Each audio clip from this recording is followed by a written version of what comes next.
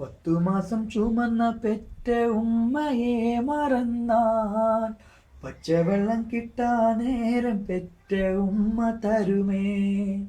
10 മാസം ചുമന്ന പെറ്റ ഉമ്മയെ മറന്നാൽ പച്ചവെള്ളം കിട്ടാൻ നേരം പെറ്റ ഉമ്മ തരുമേ. തൊലി നിറമുള്ള പെണ്ണ് ജീവിതത്തിൽ വന്നാൽ ജീവൻ തന്ന ഉമ്മനെ മറന്നിടല്ലേ.